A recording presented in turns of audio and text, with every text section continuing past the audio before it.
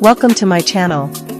In a small Minnesota town in 1999, 12-year-old Lily Crain walked home from school and never arrived. 20 years later, struggling writer Mara Holden sat in her cramped Brooklyn apartment staring at a blank page.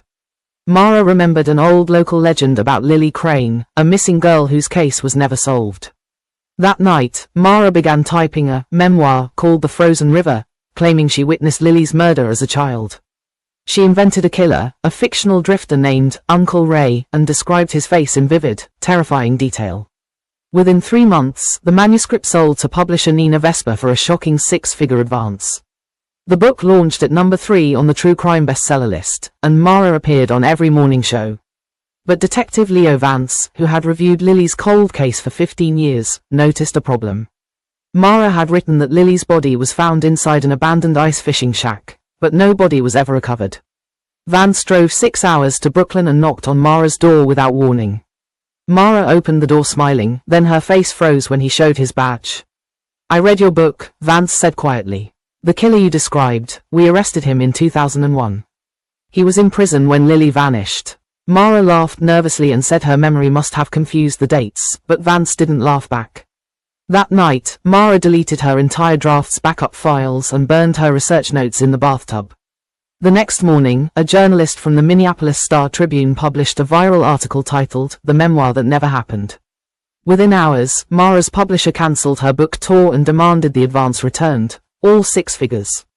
Mara fled New York and drove west, stopping only at gas stations to check her phone for death threats. She ended up in a cheap motel outside Fargo, North Dakota, where a local news report made her heart stop. Sheriff Bill Tiller announced that human remains had just been found inside an abandoned ice fishing shack, exactly where Mara's book described. But Mara had invented that location. She never knew a real body was there. Detective Vance called Mara's phone. "You have 1 hour to explain how you knew where the real body was buried." Mara whispered into the phone, "I didn't know. I swear, it was just a story." But Vance had already checked her background. Mara lived 3 blocks from Lily Crain in 1999, not 2 towns away like she claimed. And then Vance found the Polaroid. Mara and Lily together at a summer fair, both wearing matching friendship bracelets. The next scene in Mara's motel room. A knock at the door, and she looked through the peephole to see Sheriff Tiller himself. Mara opened the door, and Sheriff Tiller said, "Miss Holden, I knew Lily. You didn't see her die. You were there when she disappeared." Mara collapsed into a plastic chair, and for the first time, she told the truth. She and Lily had argued that day, and Mara ran away. "I left her by the river," Mara cried. "I heard a scream, but I was too scared to go back." Sheriff Tiller sat down across from her. "The remains we found, they weren't Lily's. It was another girl from 1987. Mara's face went white. "Then why did you say you found her?" The sheriff leaned closer. "Because you confessed just now that you were with Lily when she vanished. That's evidence." Detective Vance arrived an hour later, and together they arrested Mara for obstruction and filing a false police report, but not murder. The national news exploded. Best-selling memoirist arrested for lying about murder, but real mystery remains. Inside the interrogation room, Vance asked, "Where is Lily Crain, Mara? You were the last person to see her alive." Mara stared at the table and whispered, "The frozen river. She fell through. I tried to grab her hand, but the ice broke." Vance drove Mara back to Minnesota the next morning, to the exact spot on the Red River where she claimed Lily fell. Divers had searched the river 3 times in 1999, but they found nothing, until Mara pointed to a hidden beaver dam downstream. 40 minutes later, a diver surfaced holding a small, water-stained red backpack, Lily's. Inside the backpack was a handwritten note. "Mara, I'm sorry we fought. You're still my best friend. Lily." Mara collapsed on the ice, and for the first time in 20 years, she said, "I should have told the truth then." Back at the sheriff's station, Mara signed a full confession describing how Lily fell through thin ice while they were arguing. That evening, the local news played the 1999 missing person footage of Lily's mother begging for help. Mara watched from her cell and whispered, "I could have saved her if I hadn't run."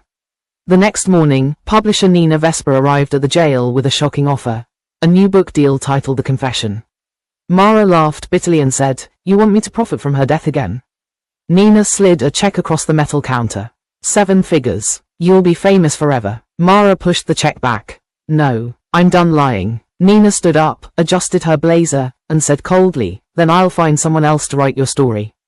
You don't own the truth anymore. 3 days later, a true crime podcast called The Last Witness aired Mara's entire interrogation tape without her permission. Millions of listeners heard Mara sob, "I left her. I left my best friend to die alone in the ice." Online, people divided into two camps. Those who called Mara a monster and those who called her a broken child who made a fatal mistake. Detective Vance visited Mara in her cell and asked, "Why now? Why didn't you tell the truth in your memoir?" Mara looked at the floor and said, "Because I wanted the world to love me, not pity me." Vance sat on a bench outside her cell and said, "Lily's mother died in 2015. She never knew what happened." For the first time, Mara asked, "Can I visit Lily's grave? Not for a book, just for me." Sheriff Tiller approved a 1-hour supervised visit to the small cemetery where Lily's family had placed a stone without a body.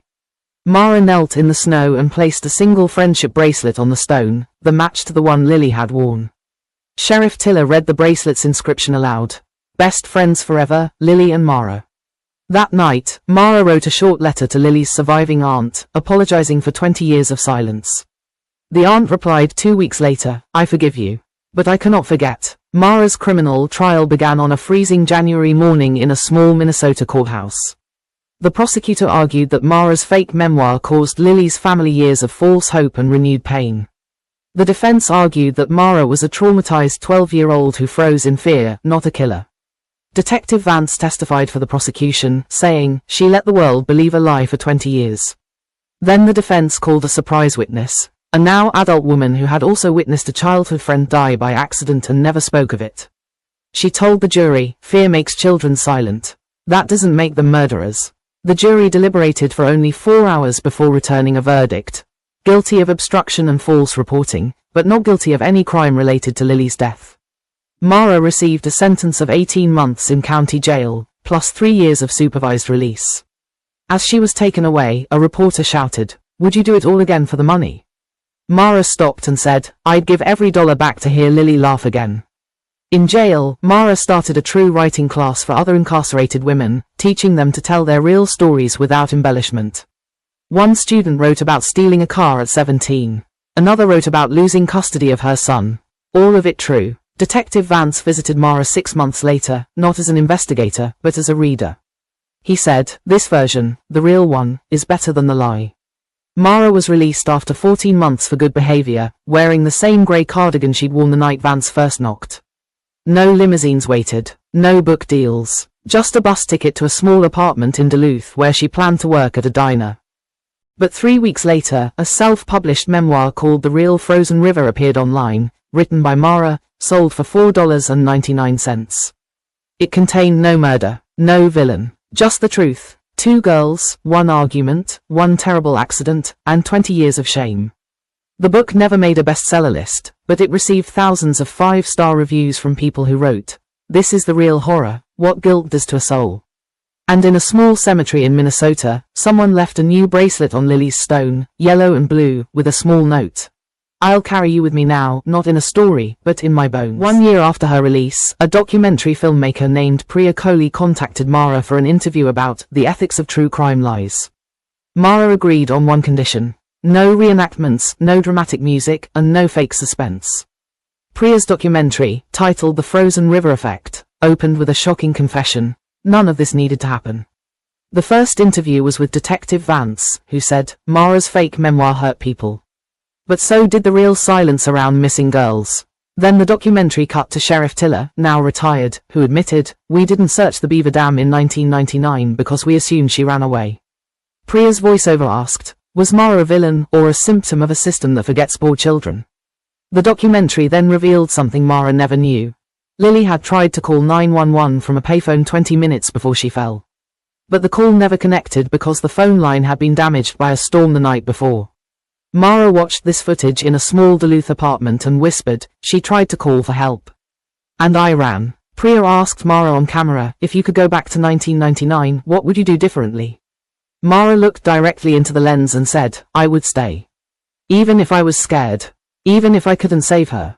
I would stay." That clip went viral within 24 hours, not because of drama, but because of its painful honesty. But then a journalist discovered the Fargo connection. The Coen brothers had famously lied about their film being based on a true story. Priya's documentary included an interview with a film historian who said, "Audiences want the lie. The truth is too quiet." The historian continued, "Mara's crime wasn't lying. It was getting caught." Mara watched that interview and laughed bitterly, then turned off the TV and went to her night job at a 24-hour diner. A regular customer, an elderly man named Ed, asked her, "Are you that girl from the documentary?" Mara nodded, and Ed said, "My daughter ran away in 1985. I never saw her again. You at least told the truth at the end."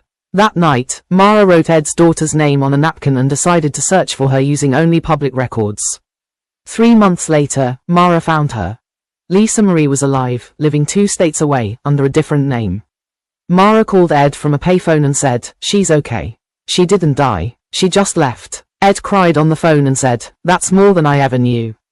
Thank you." Detective Vance heard about this and quietly reopened Lisa Marie's cold case as a voluntary missing person closure. Priya's documentary premiered at a small film festival in Minneapolis, and Mara attended alone, sitting in the back row. After the screening, a young woman approached Mara and said, "I lied in my college application essay about my father dying. I'm still ashamed." Mara took her hand and said, "Then write a new story. Not for them, for you." The documentary never got a major distribution deal, but it streamed for free on a small education website. Mara received no money from it. She continued working the diner shift, making eggs and coffee for truck drivers. One night, a customer left a copy of Mara's original fake memoir on the counter with a note, "This belongs to you. Burn it." Mara took the book to the back alley, struck a match, and watched the lie turn to ash. The next morning, she started writing a new book, not a memoir, but a guide for families of missing persons on how to search without hope. She titled it The Search After Silence and listed herself only as M. Holden, no relation to the case. The book sold only 200 copies in its first year, but one of them went to Lily's aunt, who wrote back, "Thank you for helping others find what we lost." Mara framed that letter and hung it above her desk, next to a faded Polaroid of her and Lily from 1999. Detective Vance retired from the force and wrote a short essay titled, "The Lies We Need," for a small criminology journal. His essay argued that true crime audiences often prefer a satisfying lie over an uncomfortable truth, and that Mara was a mirror, not a monster. 10 years after Lily's body was finally recovered, a small memorial bench was placed by the frozen river. The plaque reads, "For Lily Crain, and for every child whose story was never told the right way." Mara visits the bench every winter on the anniversary of Lily's death, sits in silence for 1 hour, then walks home alone. And the last sentence of Mara's real story, the one she never published, reads, "Some truths are too late. But late is not never." Thanks for watching. Like, comment and subscribe my channel. Spying Crime.